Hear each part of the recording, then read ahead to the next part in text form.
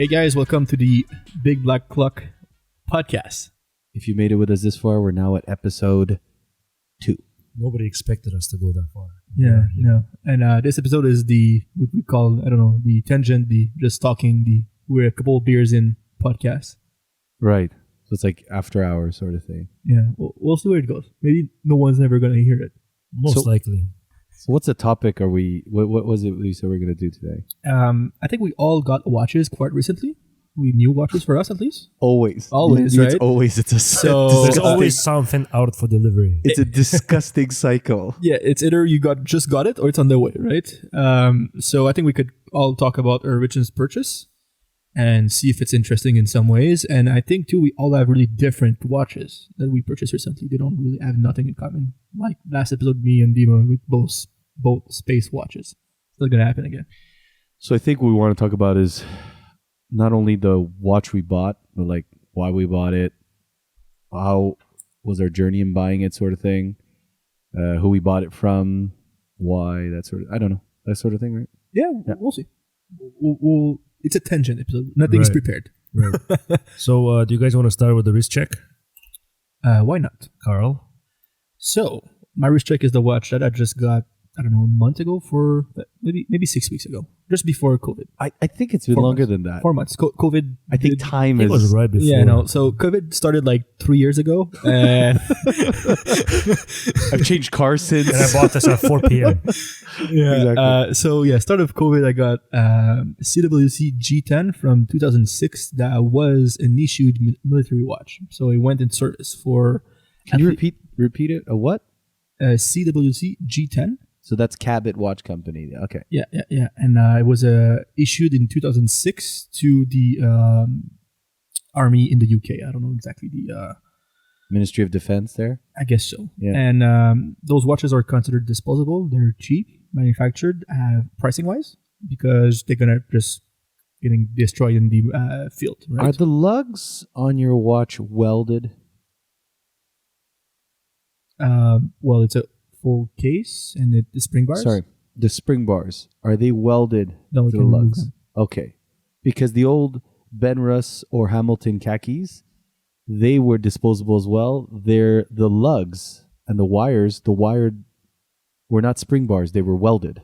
Right. That's so you it. can't remove it. It is disposable. It is a NATO strap, and that's it.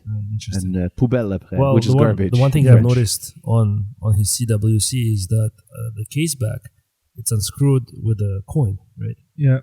So Yeah. it's very Basic. I guess that's to change the battery so you can do it quickly, right? With anything available. It's super basic, right? I have that on two watches, my Timex Q and my Bulova Accutron, and that one is not even, that battery is like integrated In onto the cap. In the capsule, right? Yeah. No, but the CWC, the reason it's that way, it's just because in the field, in the mud, you can literally use anything to change it, right? And just open it, try to do anything.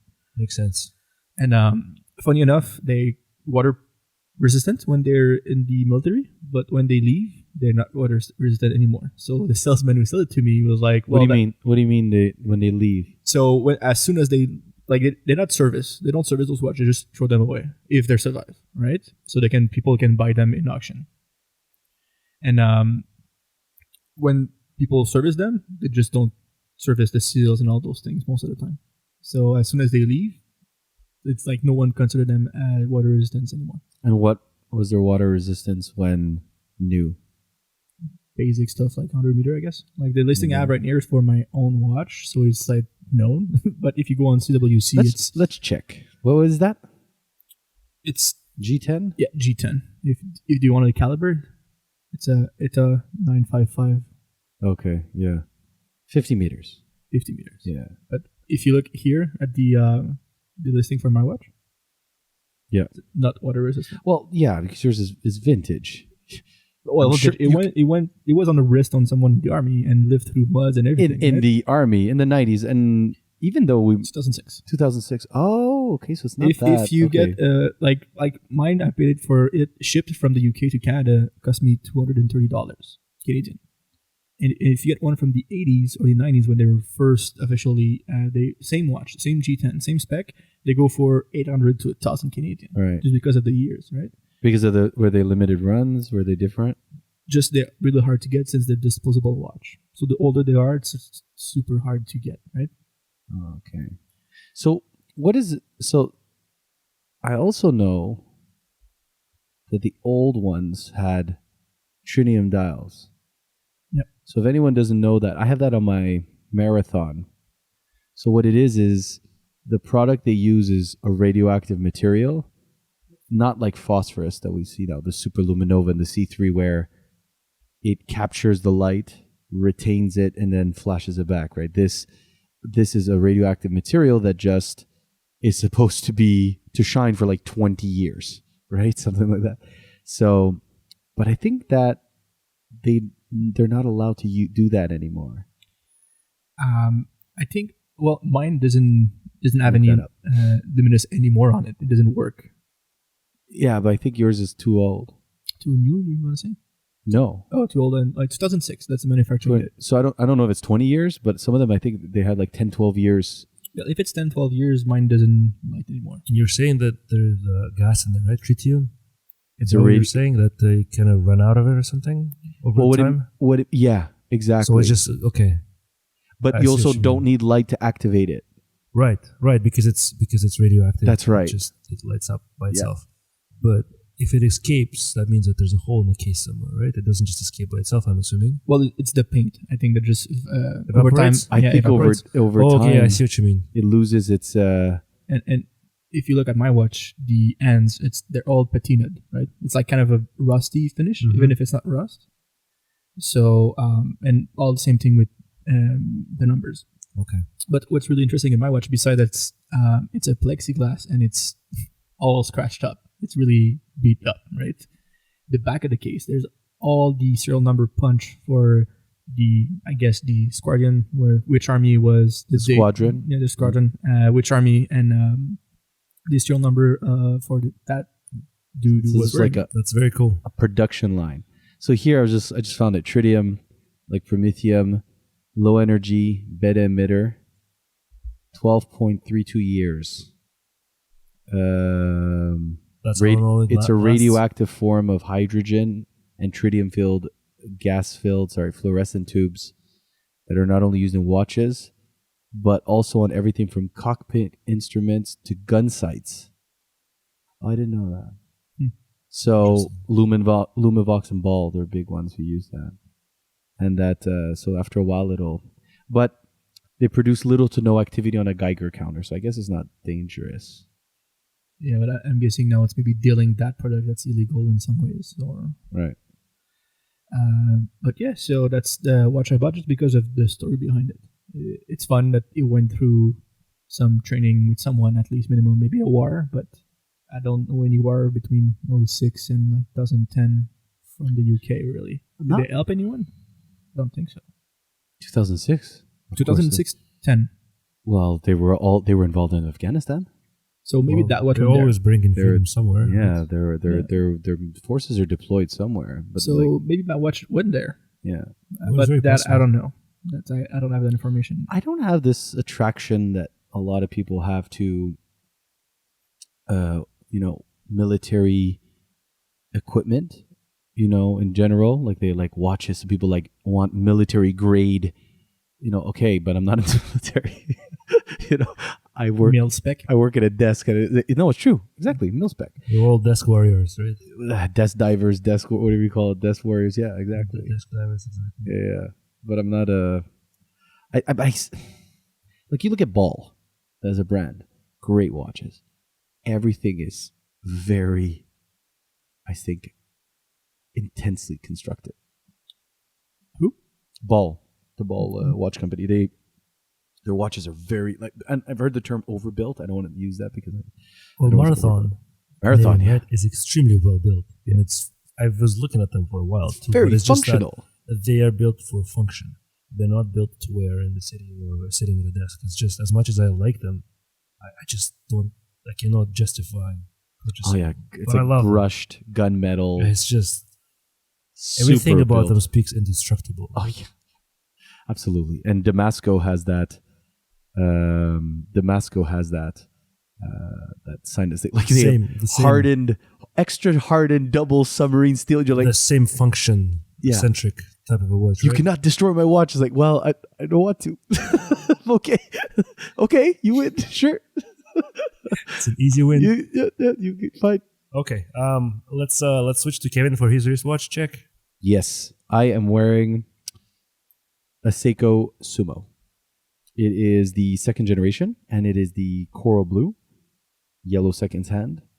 And I took off the strap it came with, never wore it actually, and just popped it on this strap code Angus J.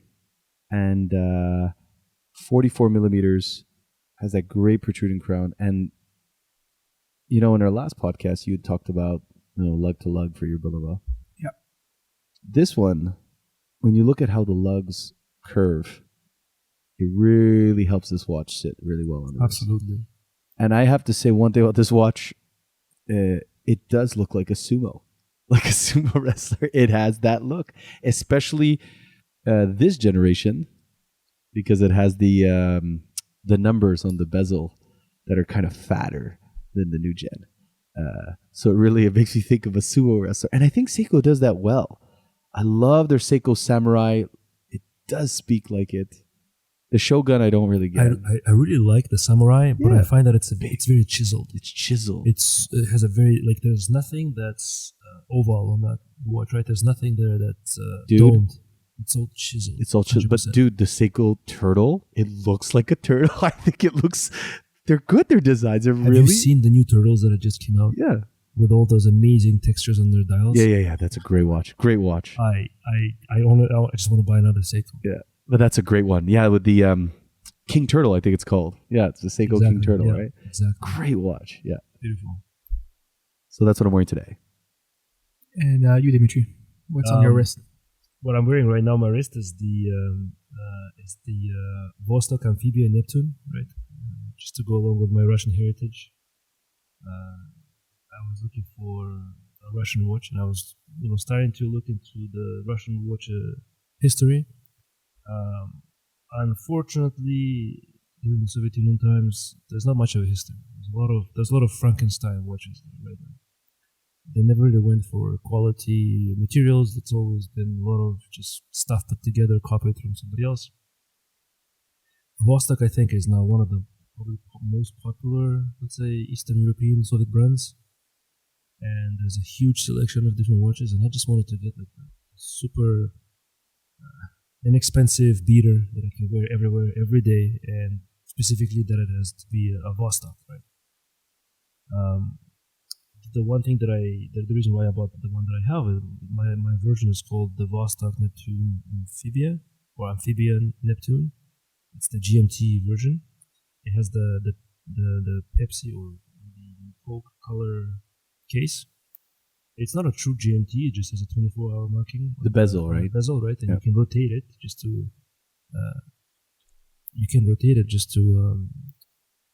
To kind of tell the time in a different time zone, right? But it doesn't really have a GMT function. It just has another. There's a third hand. It has a third hand that's a 24-hour hand, which you align with the bezel, but it's not, let's say, the same style as you would have in a Rolex. So what do you mean? The GMT hand, does it move independently? It moves with the hour? It doesn't. So the GMT hand always mirrors the time that you have on the regular hand. The only thing you can do is rotate the bezel to show a different time zone. So the 24-hour mark would be somewhere else. No. And where is that GMT hand? So the GMT hand only does one revolution per day. So it does 24 hours. And the markings on the bezel, there's 24 markings on the bezel, which correspond to that. That correspond to that what? To that time. So the only way for you to change a time zone is by rotating the bezel itself. So it doesn't have an actual mechanism. Oh, that is so... It is very cool. So affordable. But it is very affordable. Yeah. It's not an ugly watch. This is really nice. Well, thank you, Kevin. This is a very nice compliment for a watch that I actually like. Call it not ugly. Just to go aside of the watch for a second there, am I mistaken, or you waited for that watch for like super long? Well, the thing is, I purchased this watch on eBay from a, let's say, more or less well-known store, but it happened right before the pandemic started. And pretty much as soon as it happened, all of the mail deliveries, they kind of stopped, right? I waited for it for 3 months, I think, almost, some more. So yeah, it's a very affordable watch. There is no way around it, right? But I like it because it represents the country that I was once living in, and I really like the fact that it's a 200-meter water resistance. It's a screw-down crown, a manual winding watch. Very difficult to wind, I find. Yeah. No, it's almost impossible to wind the watch. I cannot get used to it because you have to unscrew it in and Mother pop Russia. it. The watch winds you. Oh, because Mother Russia, so the watch winds you. if I'm not mistaken, Casey, the Vostoks, the way these crowns are is that they kind of like unpop, and then the way it works is like it's almost like this cap, so it's like super off, and you have to kind of like find where that resistance is.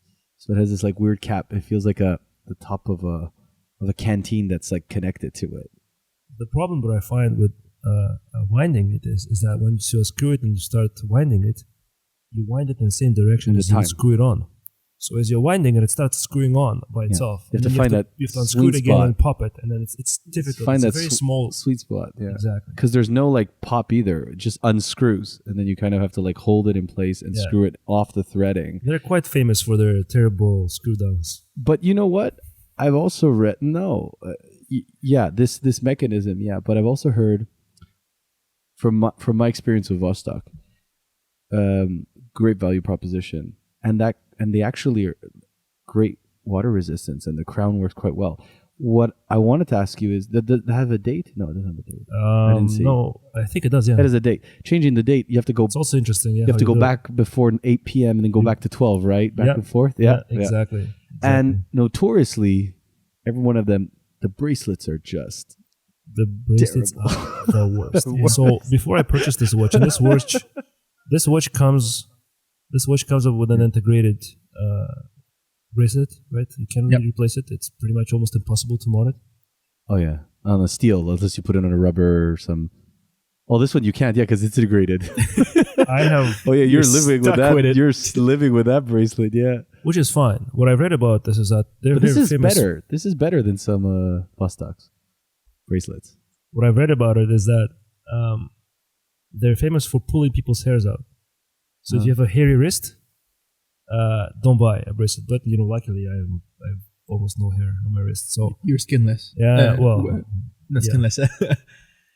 Hairless. Yes. And they're hollow also. The bracelet is hollow, so it speaks. It's, let's just say if you who's listening out there, if you guys know that Seiko makes pretty terrible bracelets, this easily wins. For the worst.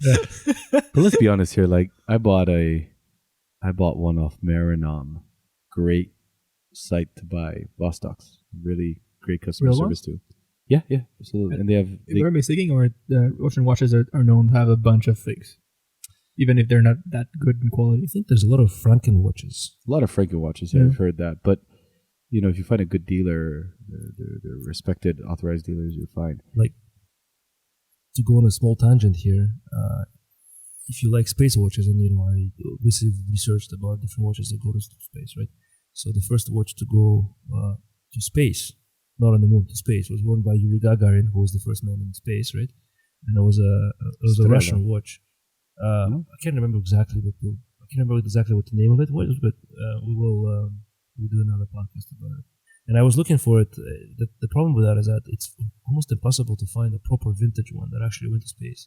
The ones that are being made now are cheap copies that nothing really about it is the same apart from just the case shape, right? Everything else is very different. Yeah, so really, it's the Strela. That's Strela. Yeah, okay. And the thing is about and you can hear an article about the Speedmaster versus the Strela. But the thing is about the Strela is that, here it is. It looks like that. Remember? Can you describe it? Right. So it looks, so it's a black, looks a lot like the Speedmaster without a bezel, bezel-less. It has these very square indices and square indices on the actual hands. 2 registers for your chronograph. But the thing is about this, and I've done some research about this, is that the movement is no longer made. The movement is no longer made. So what was in here was they used to have Venus movements that were formerly powered by with Breitling Navitimers. But then they were the new ones that you can find, because there are companies that still make this, Strela, but it doesn't have the same movement that was original to the actual space watch.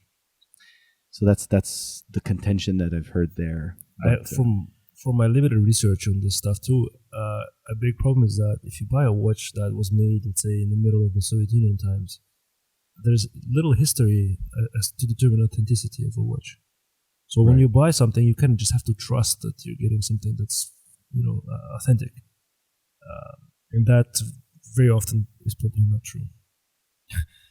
Oh yeah, yeah. Well, cool. It's a risk. It's a risk. You might, if somebody's selling you, let's say, a 1960 authentic Gagarin watch, you might have to pay a couple $1,000, but in the end, get something that costs $50. So which watch were you talking about? Because obviously you're showing us another one there. It wasn't the Strela. Again, like this, I've done some research too. The one that I was looking to, it's called Sturmansky. And now they call them Gagarin, right? Because they're still making them, and this is like a 2020 model, right? They try to make it as authentic as possible. There you go. But to be honest, it's the ugliest watch ever. The one that he actually wore, it doesn't make any sense. The colors, it's like a beige dial with like this acidic colored green hands. Can you show us? It is just, it was, and the 2020 version is nicer. The one he actually wore is the one that has that beige dial with those like light green hands. So the green colors just don't look at all. To describe it, the green that he's showing, it's like as if you had Luminova that was lit up, but it's not lit up. It's just really green. It's like if you have a Luminova that you bought 20 years ago. Yeah, it's just green. And you're looking at it now. It's definitely not our cup of tea. There's nothing about that watch other than just history. That it wasn't built to spec. It was just the watch that he wore, right? There's nothing about it other than history. But that's a re-edition. That's not a conservation, right? Re-edition. Re-edition is something that was in the past and you redo, and it's a bit different. Conservation is going to do the same thing, right? Yeah. So those things are different, or it's like a reissue, maybe. I don't know. I think that if we have time, I'll search for like the way it looked in the 1960s. It's really a reissue, but with a little bit of a twist, right? They use a different mechanism, the mechanism that they put in every single watch right now. The design has changed a little bit, and I think it was like that before. They never focused on quality, right? It was always just produce. Does it give time? Yes, good to go. Pretty much. Accurate time. That's like no. But you never asked that. You said time, right? What was the Russian watch that had like multiple cities on the dial? But after the watch was produced, they figured out that there was a mistake in their calculation, so the GMT was wrong. It was giving the wrong time. That is, I think I heard that in maybe 2 Broke Watch Snub. Yeah, I think that's shout out. Shout out, yeah. Accidental shout out. I don't remember, but there was a I can't. What could it be? A Raketa? That was like a world time. I think so. Yeah, that sounds a bell. That's a funny. That's a good guess because Raketa's huge. I have a Raketa. Yeah, I think it is. I'm just googling it right now as we speak. I think it is. I think that's exactly what it is. The problems when you're googling like Russian faulty GMT and like every watch that comes up from Russia. The only thing I see is please make your search more specific. Too many results. Please Google, show me all Russian watches that have mistakes in them. Yes, we're being very mean. But I mean, this is true, right? There is interest. They've produced a lot of different watches, but they never had any heritage or history, right? Yeah, no. When something has a lot of flaws and nothing else, you say there's a lot of character. Yeah. She has a lot of character.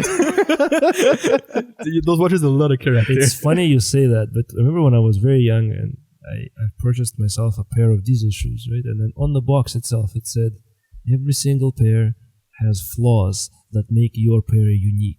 Wow. And even Marketing. when I was 18, I was like, this is just a load of crap. It's a load of crap. It's a load of crap. Instead of improving your quality control, you're selling me this garbage. So guys, No offense, Diesel makes good products. We're just yeah, but like it's pretty much like, do we need a quality control guy? No, we'll invest in marketing. yeah. I mean, they're super successful because of that, right? Everybody was buying them at some point. Yeah, They made handsome products though. They made some nice stuff. Agreed, but they were ridiculous. they had their own crowd, right? There's a product for everyone. And They're still they around. found their crowd. Yeah, They're still around. They're still making shit, The right? one company that went bankrupt was Energy, which is another Italian brand that was very famous for making jeans and stuff and shoes. Parasuco, Parasuco, Energy. Montreal company, by the way. Yeah, Montreal I owned a pair of Parasuco pants with a lot of holes in them, and they On purpose. On It- purpose. on purpose. Parasicle was owned by the guy from Point Zero, if I'm not mistaken, No, I don't know. Is at it? some point. And he switched his business from lifestyle and clothing to real estate. And he owns a huge part of downtown now. Okay. So they bankrupt something, but he's not bankrupt. Change his business. smart. Good for him. All right.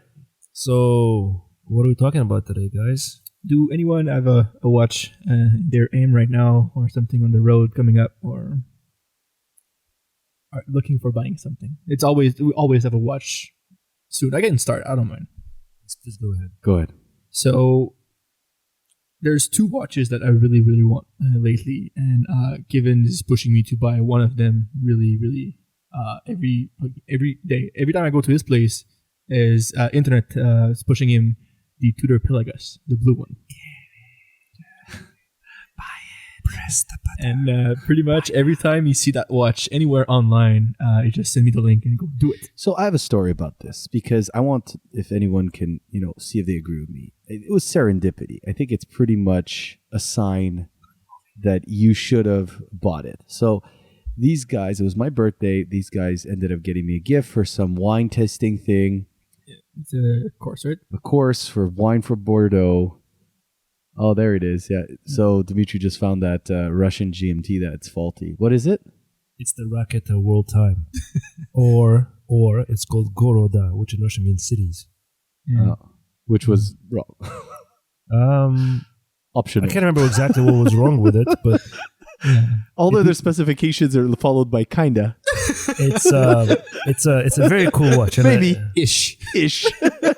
Probably. You might. it's a very cool watch, but the thing is, a lot of those cities don't exist anymore. For once, right? Wow. Every time there's a new dictator president that comes to power in the country, they usually come and change a bunch of city names. I need that watch. And when I someone need that watch. yeah, I need it. I and need it. someone's like, what time is it? I was like 2:30, I guess.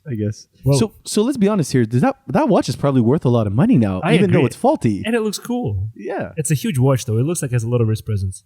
I don't know exactly what dimensions are, but there's a picture of somebody wearing on his wrist. Either he is a hobbit or that watch is like Easy, like a airy. good 50 millimeter. 50. Yeah, it's Whoa. large. With all those cities that doesn't exist, you need all that space. But what's interesting is that all the names are written Can't in you see Russian. him traveling here? Yes, I do. All the names are written in Russian, and they've chosen a bunch of Russian names, but they've also chosen a bunch of American names, and they're like super random names of cities, right? They have Auckland. Just why Auckland? Not LA, right? Not necessarily like Is there any other city in California that's bigger than Oakland? Yeah. right. Meh. Yeah, and you have Geneva, you have Tennessee. Dakar, right? Dakar. In Senegal. No, but Dakar's there. I've seen Sure, before. yeah. But Senegal, no. You have Denver, this is actually hilarious. You have Oakland, a city, Honolulu, a city, San Francisco, a city, and then Alaska, The These whole are by time which zones. is not exactly a but city. San Francisco and Oakland is the same time zone. Is it? Well, they're just across the bay. Yeah. It's both Bay Area. Yeah. It's like Laval and Montreal. It's across the water. Well, across the a way. bit more expensive than bit no, more yeah, I know, but distance-wise. But if you take, for example, I've seen Honolulu. I've seen Colorado because Colorado's like that central time zone, right? Mountain time, they call it? Yeah. Yeah. Mountain time? Central Mountain. Central Mountain. Yeah. Mountain is Canadian and Central is the US, right? No. The other way around? No, I think it's the... wait. So Central is 1 hour Yeah. behind Eastern, and Mountain is 2 hours. That's right. Cool. And then So I Pacific think Denver is the last one. Denver is Yeah. 2 hours. I think, That's what they use. and Denver. like Edmonton and Calgary are 2 hours. I unfortunately know this because of my nature of work. So, Kevin was saying earlier that we, for his birthday, me, Dimitri, and other friends, we bought him a wine tasting class. So Yeah. to learn how to taste wine and all those things. And prior to that, Something he has no idea about. yeah, just like nothing. And To prior start to with. that, It's I asked for gin and they brought me wine. I don't understand. Maybe a gin and tonic. They're like, this is a wine tasting, sir. and prior to that, maybe like 2-3 weeks before that, I was really crushing hard on the Twitter Pelagus. And every day, I think Kevin was sending me a link, just saying, do it, buy it. Yeah. And during that course, course. you met someone, I think. No, I didn't meet anyone. No, this is terrible. It's even more ridiculous. Mind you, he's married. This is more ridiculous than what you think. I'm sitting there, and this old man sits at the end of this super long table with his I think his grandkids at this point.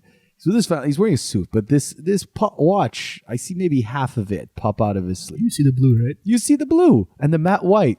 I go there, and Snowflake, but it's far. And I'm like, there's no way that I am wrong about this.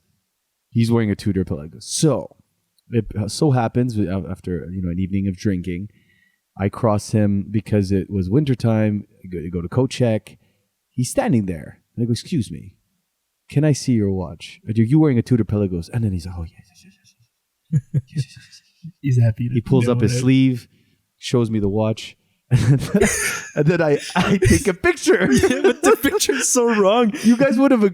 I believe you, but I was like, no. Let me take a picture. But the You thing need to is, see this. it's like middle of the week. It's super late. We all got a picture in a group chat. Yeah, And it's Kevin holding this arm. old man. Like, come here.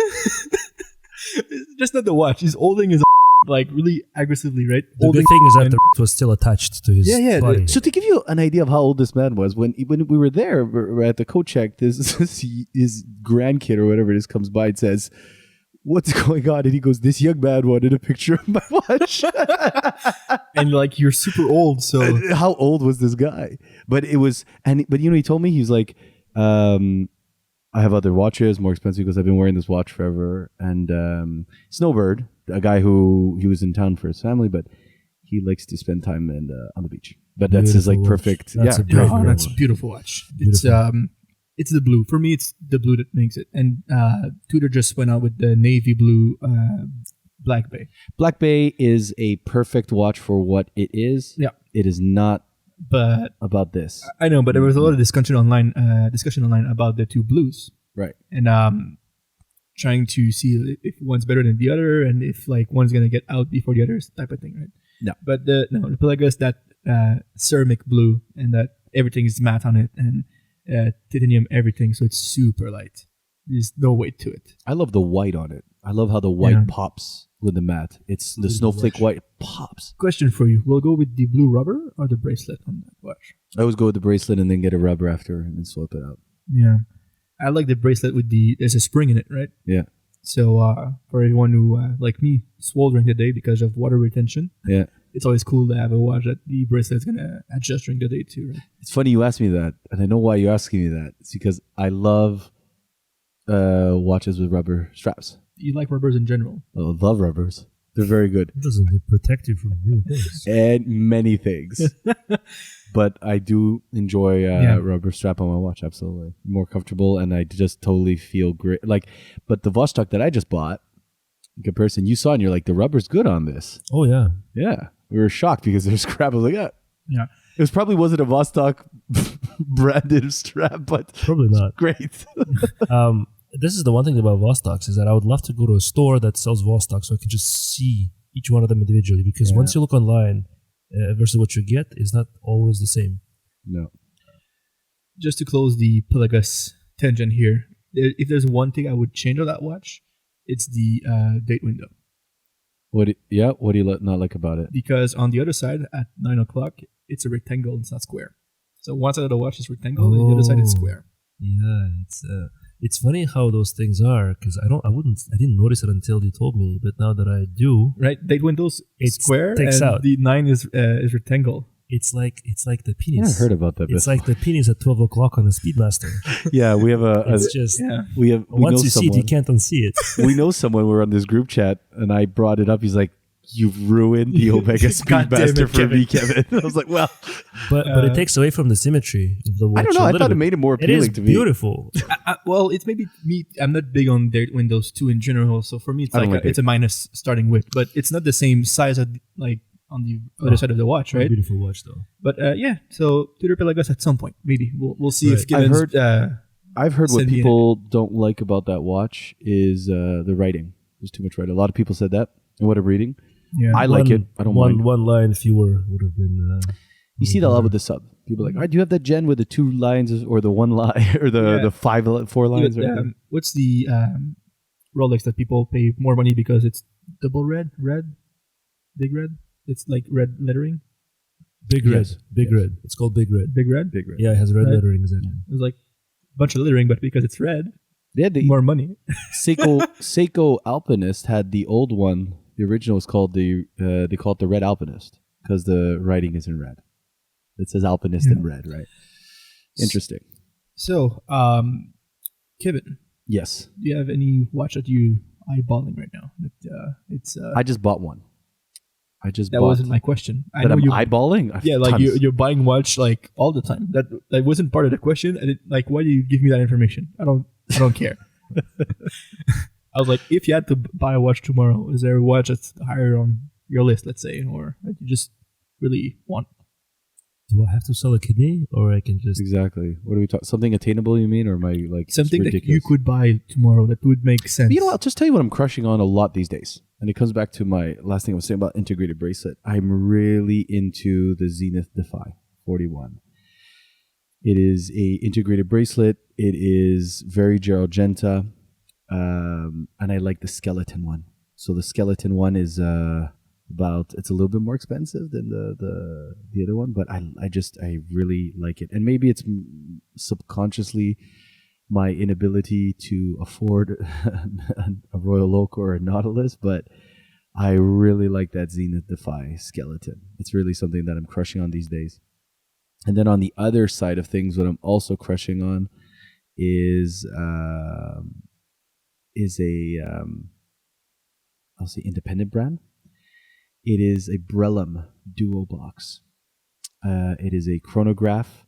It's chronometer certified, cost certified. A lot of people don't know them. It is a sapphire crystal on the dial, sapphire crystal on the back. And I just think that the movement finishing on that watch is awesome. I love that the guy does a lot of work. Like it's a mom and pop shop. He does his own thing. And I saw a couple interviews with him. He really puts a lot of effort in his watches. Which dial are you looking for? Because I'm googling right now, and there's a bunch of different. There's a colors. bunch. Yeah. So the one I like is the. Let's see. It looks like blue, I believe. The classic version. The Brellam Duo Box. Let's see the one that I like here.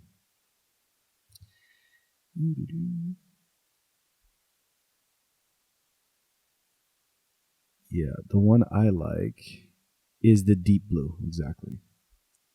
It's the Duo Blocks Classic Deep Blue, like this. This one, and I just really love this watch. Cost certified, a little bit more attainable, definitely. But I like what Brellam's been doing. It just makes some really, really nice watches. If you can see the, it's a movement chronometer, if you said certified sapphire box. So it's but I want to see if I can find a picture of the movement because it's great. Let's see. We'll go back to that. We should play some elevator music while we wait. Yeah.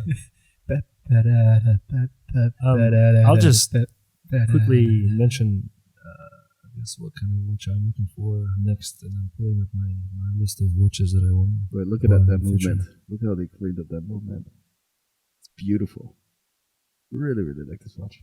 Look at they put What's so special about that movement? Hmm? What is special about that movement? Oh, the decoration they put in it. He did perlage all over the entire movement, took it apart, and it's cost certified. It's a lot of watch for what you get, and the finish is incredible. I saw one in person, and I was like, it is really nice. It looks beautiful. It's amazing. If you saw in person, you got close to it. You were saying what you're looking for. Well, just like Kevin, I have recently bought 2 watches, right? So I'm not necessarily looking for a watch to buy, but if I'm put against the wall and I have to answer that question, there are a few watches, and I've been looking at Flieger style watches for quite a bit, and as much as I am, I'm currently on the wait list to get a Rolex GMT Master 2 Pepsi. I'm also really looking at the Seamaster 300M. So wait a minute, you're telling us that Vostok doesn't satisfy your GMT, your GMT craving you have for a watch? I mean, come on, that's not enough for you? No. You can have it. If I get the GMT from Rolex, you can have this. If I get the GMT, I will gift it to you. Yeah, but the thing with this small tangent here with Rolex and any watch, I think we're all here on the list for Rolex, if not mistaken. Oh yeah, Everyone is on the list. Like for the Rolex. thing, if you like watches, you're on the waiting list for Rolex, Right. That's the thing. So it makes sense. It's like when sometimes I'm talking with Kevin and I go, look at that Yachtmaster, and you go, yeah, but that's Daytona money. I'm like, can we get a Daytona? No. So that's right. right. So yeah, you could go other GMT. Maybe that doesn't really give you GMTs, but it looked like it. So, The Yachtmaster is a lot of watch too. It's like that upper, I don't say echelon of.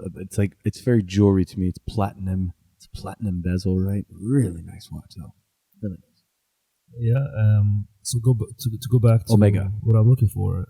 Most likely something different from what I already have is a Flieger, and the one watch that I was looking at is the Laco. I don't want to butcher the pronunciation, but it's Saarbrücken. Saarbrücken. Yeah, I mean, you don't necessarily have to yell it. That's all German sounds to me. Yeah. Saarbrücken. It's all very angry and I upset. love you. that didn't sound German I at know. all. You're welcome. That sounds Austrian. Exactly. It sounds like an Austrian person who immigrated to the United States. But yeah, they have a 45 millimeter Flieger. That brand is, I think, one of the classic brands that makes Fliegers. Right? And It's one of the original 5. is it 5? There was IWC, Vempe, Laco. We're obviously missing an easy one there. Hold on, which one was it? Those. What isn't Stoa one of them? Stoa, and then there was a 5th one. So there's one that I'm missing. Original 5 what?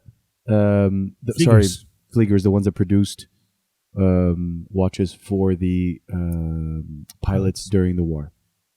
So you had Vempe, IWC, Stova, Laco, and another one I don't remember. There's so many categories of like first of things, like first 5 or Holy Trinity and all those guys. Yeah, But they're that's like the a marketing. Yeah. I know. But I think this one is true to form to the one that came out then. It has no markings on it. And it's a huge watch with a beautiful onion crown. Something that I didn't like at all, by the way, when I just started to get into watches, right? And I remember, I think, Kevin, you showed me your Panerai that has this huge onion crown on it. And I just didn't care for it at all. And now when I see a watch with an onion crown, I'm like, oh my God, I must have this immediately. Yeah, those onion It's crowns. funny how preferences change quickly. Yeah, Kevin's crushing on Ballon Bleu too. I am. Cartier, yes. Yeah, another big crown.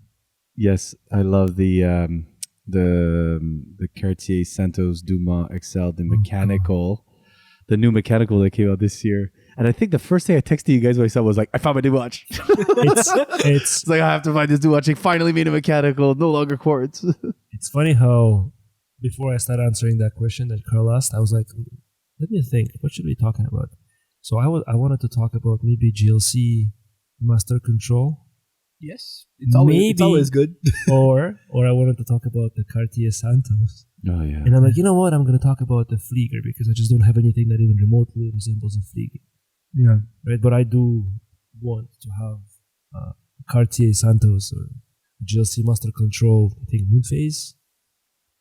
Look, you have that Cartier Santos is I think, a very versatile watch. Understated. It has a great size. It has a steel bracelet.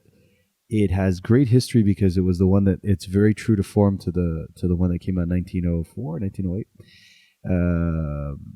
And it has this crazy system where you can just change the bracelet using your fingers. You can size it using your fingers. You don't need a tool. I remember from when we went to see some. Yeah, you don't to just change it. It comes with an extra strap that you want, and there's this crazy innovative system where you just kind of press down into the pin, and it pops out, and then you change and size it. And even in the case where it joins at the case, the lugs, you just pop it out. But that means that you can only buy Cartier bracelet straps, but it comes with it. So you buy it. It comes on the steel and a bracelet of your a strap of your choice, and they have like 6 colors. So that watch, you can go. I'm going on steel. I'm going out and put on leather, and wear a suit. So you can still only have a Cartier. Yeah, but at that point, you what I'm saying is the versatility of that watch in general. I was just putting the point there. No, the package they give you is like you can have your steel bracelet, water resistance. You wear it out. Oh, you got something. You want to put on a leather a strap. You have one that comes with it. You could size it using your hands. Like it's really great, and it has that like cross between casual and sporty and elegant because it's still Cartier. You know what I mean? And it has this like it has Roman numerals, and it's very Yeah. I don't know. I think it's very versatile. Very, but it's not for everyone. No. And it is, I think, a very affordable homage, or very close to when people want to satisfy that. I want the Gerald Genta design. I want that AP or that Patek or that VC overseas. Everyone wants that integrated bracelet. But I think this one does enough to have that kind of look, but still not try to look too much like the other ones. Also, the crown on the Santos. Yes, the most beautiful thing. Yeah, it's great. It's really great. There is no other crown like that. No. On any watch. No, there's not. Absolutely not. No. I think that the only other crown that I really just like, I love, I tried one on not too long ago, was the Big Pilot. The Big Pilot Karl has a lot to say. The Big Pilot doesn't suit many people. Sure. It's a humongous watch, but it's a fuck you watch. Yeah. Because when you buy that, it's A, because you can, and B, because fuck you. Well, it's not going to be your only watch. No, for sure. It's never going to be your only watch, but it's huge. It's taking a huge real estate on your wrist and arm, and I know why it's doing that, right? Just so pilot can see it better and all those things, but for me it's a fuck you watch. For that money, buying that, it's just because you can, and you can say to everyone else, have a Big Pilot. You can get a lot of watch for what that sells for, like a lot. It was like 11, 10, 12. No, it's like 17,000. 17 Canadian. God, so yeah, you're right. damn. It's about 10, 12, like US, 13,000 US. It's a lot of money for that watch. Yeah. So big. And the thing is, it's at that price. And if you take at 18,000 US is a new Royal Oak. 20,000 US is new Royal Oak. I'm not even kidding. And if you get the full perpetual calendar, no, that's like 30. That's ridiculous. I think it's like 30. Yeah, that's ridiculous. Not ridiculous. Sorry, it's just it's quite a bit. But they have one, I think. So IWC, I think this is really cool. Do you know that they have a perpetual calendar that they literally give you extra dates? What? Yeah. It goes to 32 days a month? No, sorry. They give you extra year numbers. So there's certain watches that has certain years. So they have they give you numbers for the year 3000. 3,000. Yeah, because is that something new? Because I know there's a journalist named Matt Farah who owns one, and he's saying that it's good for the next 200 years. Yeah, what is it again? I'm not a math guy, but isn't 3,000 after 200 years?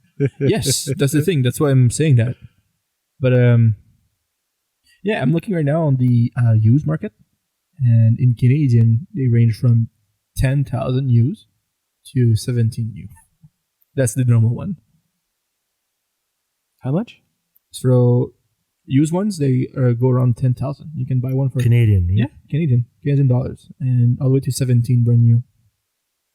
So yeah, exactly. 17 brand new. That's what I thought. Okay, yeah, But 17. they lose a lot of value though, because like here $9,679. This one 10,000 used. Yeah, 10,000. Well, So it's even more fuck you watch because it is then losing value. yeah. No, not everything holds its value like Rolex. You know, if you look at, I think Langa, Glashut are brands that, if you go on the second on the used market, can get good watches. Like Glashut, if you look up a Senator or we were texting yesterday, the Pano Lunarmatic, which is like getting a Langa Datomatic, you get a Glashut one. Oh, how beautiful that watch is! Oh my god, They're great watches. and I actually watched the Bark and Jack YouTube video, right? And the he was talking Glashut about diver. yes, the Glashut diver, and he is a huge Rolex fanboy. He said it's just not comparable. It's a completely different class. Mm-hmm. Yeah. No, it is. It's a beautiful watch, and there's so much packed into that little case. Mm-hmm. There's a lot of watch, but a lot of money. Side note: if you go see any Bark and Jack video because of us, you have to say in the comments that's because of the BBC sent you. Yeah, exactly. It's the three guys, one podcast that sent you there. Yeah. The mouthful. It's a mouthful. Just a quick question for you guys, and I'm curious what your thoughts would be. So we are located in Montreal, and there's a couple of Montreal companies, and one of them is let's say more or less well known, called Rosling Company. Mm-hmm. So they've been making a bunch of watches, and then the reason I didn't know about them is because a couple of years ago when we were playing with an idea of starting our own watch brand, we discovered all the Montreal companies around, right? So this company, I mean, to me, kind of seemed like they do something like almost like a Daniel Wellington style, a lot of fashion watches, but maybe with a little bit more of a quality, let's say, to it, right? But then I feel like one of the recent watches, which is, I'm gonna look it up right now. The Continental. It's called the Rosling Hydromatic, which they had a Kickstarter for, which is very different from what they were doing before, and it seems to me like a proper, like good value watch for the price that they're asking for. And I was very impressed because I started reading about the specs on this watch, right? And it's a $600 watch, which is a diver. It has a double dome sapphire crystal. It has a Swiss-made automatic Celera 200 movement. Mm-hmm. It has it's a high beat. It's a high beat movement on top of that, and I believe it's also a lot of hours power reserve. I'm trying to find 38 hours. I thought it was more than that. No, 38 hours and bidirectional self-winding. Okay, 42 millimeters. 200 meter water resistance, right? 100 click ceramic bezel. Yeah. Double dome sapphire crystal. ISO 6425 compliant. Oh, it's ISO. That's good. It's well, I mean, obviously the 316 L steel. I couldn't find the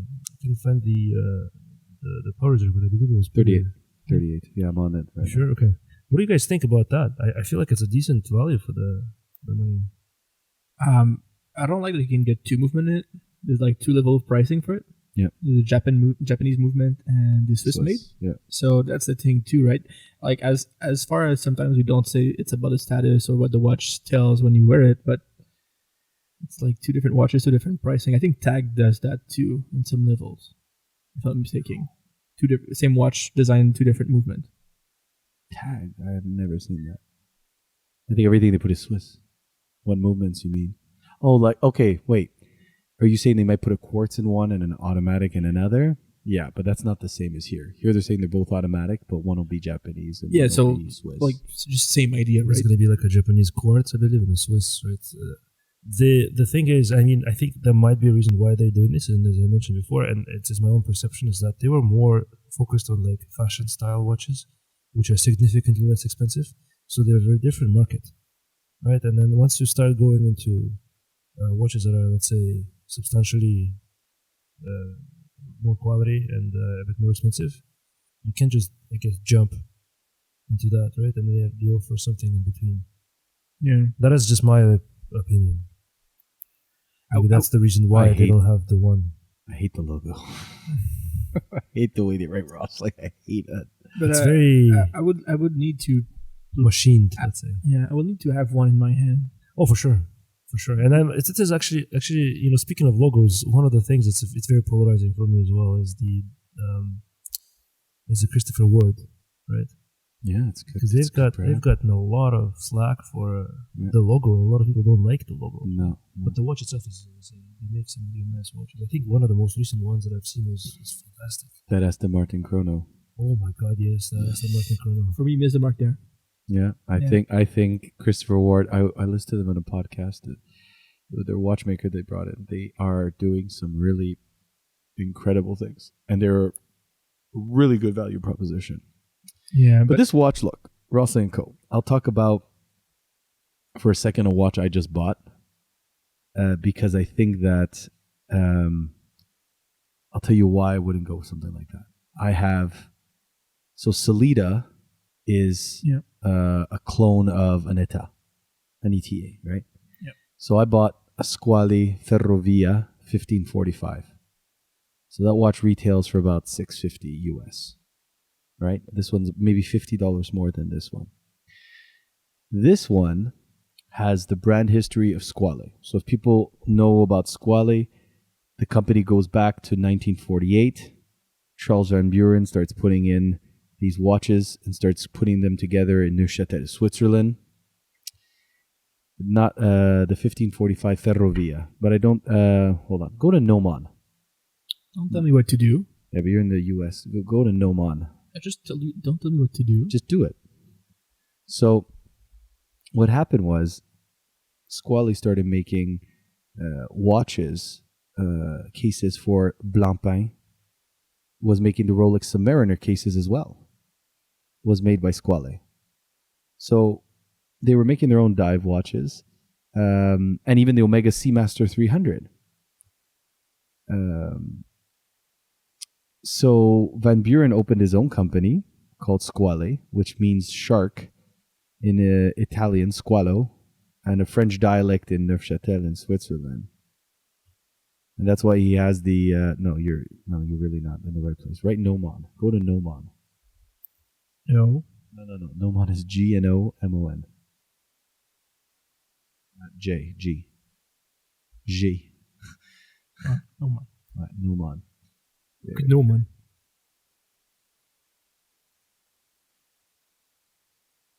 There it is. So yeah, exactly. So in the mid-70s, the German military approached for a version of the 50 Fathoms and turned to Squali to make the case, which is now famous Bund 50 Fathoms, the same 50 Atmos case that was used by Doxa. So they were made by Squali as well. And around the time Heuer becoming Tag Heuer, that company also used Squali cases for their 1,000-meter professional diver. So I got the one that has a Submariner case, but the hands are the classic Squali Ferrovia hands. And now the family is owned by this third-generation family, the Maggi family, where they distribute Squali. So there was critique saying, they're doing stuff they're getting their cases done in China and whatnot. There it is.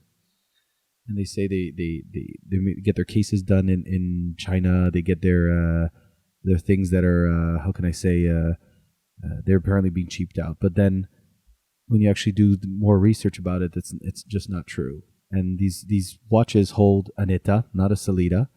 They have more history, and there's many more varieties at that price point. So I just, even seeing what they did, what they're offering, Rosling & Co., if you look at, for example, Collins, they're also offering a Collins sonar for Rosling. No. Collins is another watch brand. Jimmy Collins. It's called. He has a sonar that has a Solida as well. Or even those guys from Zelos opened a company called Axios, and they have something called the Ironclad, which is a Salida movement diver, 300 meters with the whole color combination for about that price as well, 500. So is it a good value proposition? Yeah. It just depends. Like, I think, like I was saying in the first podcast, which brand I would make the most connection with. That's what I would say.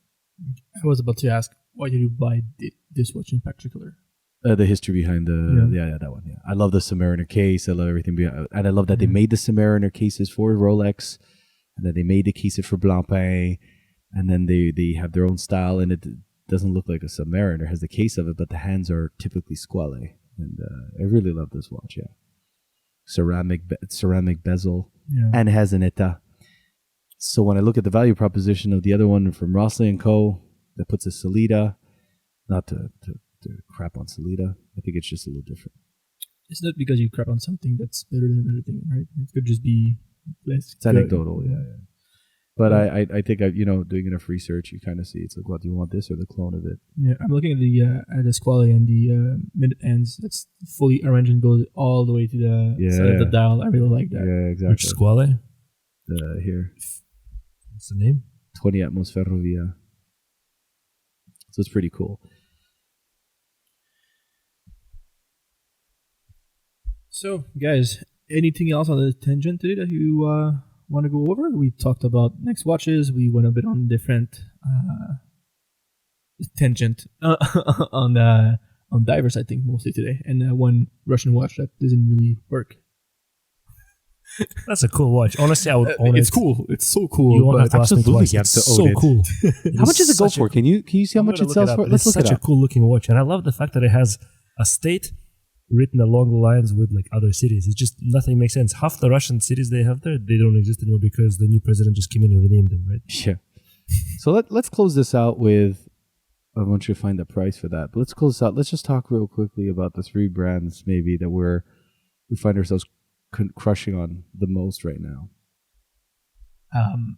Do you want me to go with all threes or just one? Just three particular brands. Are like, man, they're in my search engine a lot these days. So since day one, it didn't change yet. Tudor. Okay. I've owned a Ranger, and it's, if not my favorite, one of my favorite watch. Yeah. I'm a one of Pelagas, and the Black Bay makes so much sense for me, and pretty much everything. I know that some people don't like their marketing. Tudor, and I don't really look at that, so I don't mind. But what is it that you don't like about the marketing? Me, I don't mind, but there's other people saying that it's Beckham and Lady Gaga, I think. And I don't like it. A lot of stars, a lot of right. Like another watch I really like, it's IWC, and the marketing make maybe a much more sense with the F1 and Mercedes-Benz, the F1 team, and all those things, right? It's less aggressive at least. Yeah. And lately, there's nothing less aggressive than a Mercedes-Benz AMG, right? Nothing. I can think of one thing. Well, the best description for those cars is aggro. And the last brand that lately really, maybe I'll see if I jump and do it. It's a Grand Seiko. Oh yeah, that's a good the brand. new SBJG 239 really talks to me. So I'll see. It's what, $10,000 Canadian ish. So it's something, right? One can dream. Yeah. I'll see. The thing is, I have it. I just need to make sense of it. It's a big difference. For me, I'll go really easy. CWC. I really want a Royal Navy diver. It's just a lot. I think it's like 2,000 pounds. Yeah. 2,000 pounds. That's a lot of money for a diver. That's okay. So it's like 3.5 Canadian, 3.8. Yeah, halfway to a sub, and you can get a lot of but watch with that. Yeah, but the thing is, can you get a sub? No. But it's a lot of watch, and it's, but I love their brand, love what they're doing. Oleg and Waz, love them. Love what they're doing. Another one, I'm going to say as a consideration, but not my third. Like, I love Ming. I love their watches, but they don't come out with enough. I really regret not jumping. Version that you send me a link for. It's beautiful. Yeah, Ming is just incredible, and a lot of people have the misperception. They think it's like unaffordable, but their copper, the one that won them the I had that misperception. I thought that they were like $20,000 up. Yeah. So one was like 1,300 Swiss francs, and you were like, really? I'm like, yeah. It's And the Ming 19.02 world timer that you That's said crazy. recently. Oh my God, this is the most amazing. yeah. It is gorgeous. And then the last brand I would say, outside of CWC, Olix and Waz, and Ming, one I think that I'm looking a lot at is Kurono Tokyo. A lot. Love the Japanese and yeah, definitely. I'm into Japanese brands. I don't know, something about the minimalism, the way that they cut their edges. It's just very attractive to me. There is something indescribable about Japanese dress watches. It's just there's something in it that you know right away. It's a Japanese dress watch. Yeah. There's something I can't figure out what it is. It's the specific shape of the case, right? That's just it's that's a Their Japanese. hands, everything. Yeah, like it's so I can Japanese. tell a Grand Seiko Yeah. dress watch from a distance, and it's just And I love Grand totally Seiko. agree. I totally agree. I love Grand Seiko, by the way. Just so you know, I'm right there with you, Carl. Totally agree. Totally jump on it. Best. Yeah, So you, Dimitri, what's your 3 brand that you really No. How much is that watch now going for? Which one? The GMT. You're supposed to find this crazy GMT. Oh. Raketa, right? The Raketa world timer. Yeah. Why don't you talk about it? I'll look up how much it costs. Yeah, do that. I've done some quick research there. I found them in bad condition, but anywhere between like $100 and $200. That's it. It's not much. I mean, Oh look, my if God. it worked, it would have been probably more expensive. But yeah, I'm looking at my watch list, and the 3 brands that I'm really looking at, and I don't want to sound too what's it called, cliche, right? There are some very well-known brands that I'm really love most watches from. I absolutely love the Rolex divers. I really want to find a way to speed up my wait list. But I think something more or less interesting that I'm looking for at right now would be that's something that hasn't been mentioned, because I also love Grand Seikos. I also love the Kurono watches, right, and Ming as well. I really like the new Longines line that they've been producing lately. They have been killing it. Yeah, they absolutely are killing it. Their designs, everything they do is spot on. I am totally in love with the sector dial dress watch. Yes. I love that watch. The other company that does that sector dial is the GLC, right? Different price category. They used to, exactly. Different price category. Fantastic watch. I really love that. And obviously Patek. I'm kidding. But I think I want to get myself a Hamilton khaki watch. Cool. I love the Murph, and one of us at this table has a watch. Because that one is the cathedral hand, and it doesn't have a lot going on in the dial. That's good. Beautiful watch. So I don't necessarily want to get the same one, but I would love to get my hands on one of the khaki style Hamilton specifically watches. You should wear his watch for a while and just see if you like it. You can always borrow it if you just ask. I'll let it to you. Yeah. If it returns. He wants you to ask on air. It was grovel. Well, you shouldn't have asked on air. Now I have to return it. Okay, guys. So thank you for that episode 2. It was a tangent episode. We went a bit left, right, up, down on every subject. So we hope to hear from you guys in the next episode. So 3, if I'm not mistaken. Episode 3 coming up soon. So thank you for listening to the Big Black Clock podcast. It's a mouthful. Cheers, everybody. Have a good day.